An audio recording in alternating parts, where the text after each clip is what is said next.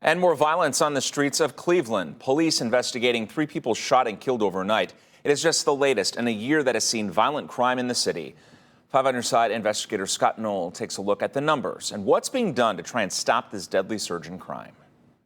Cleveland's police chief says nearly all categories of violent crime are up this year, and that was before another deadly 24 hours here in the city yesterday into today. It still doesn't seem real to Dion Sturtmeyer. The streets got to him, this Cleveland streets. A memorial outside this gas station at East 139th and Kinsman in remembrance of another life cut short by gunfire in Cleveland.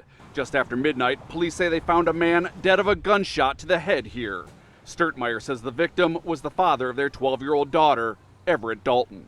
I used to pray for them, pray for him while he's out here in these streets, and my children. And now I just pray that God will be there to help me and my children through it. Dalton's death, part of a troubling trend in Cleveland this year. According to police, so far in 2020, homicides are up 24% compared to the same time a year ago. Robberies up 12%. And felonious assaults involving a weapon up 40%.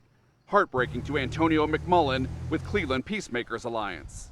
It's any time of the day, and it could happen, and anybody could get hurt. His group works to stop the violence on the same city streets he grew up walking. How many hours in a day? 24? So I think I do 27. He says in 20 years of working to clean up neighborhoods, he's never seen a year like this, a time when people felt so unsafe, no matter what part of Cleveland they're in. Answers to why the violence is so bad right now, not easily found. Biggest concern is that we don't know where it's coming from.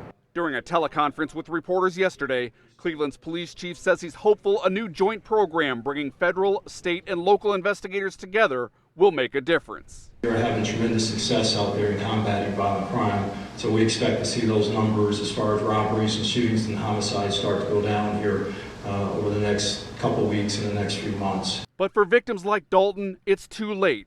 Sturtmeyer says she's not sure what led to his killing, but says Cleveland has to change. I have 2 boys, 23 years old and 16 years old.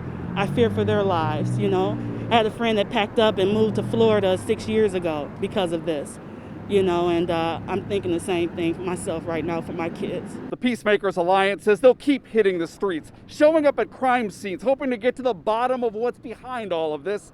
They're also calling on other community organizations to join them and help stop this rise in violence here in the city. In Cleveland, I'm 5 on your side investigator Scott Knoll.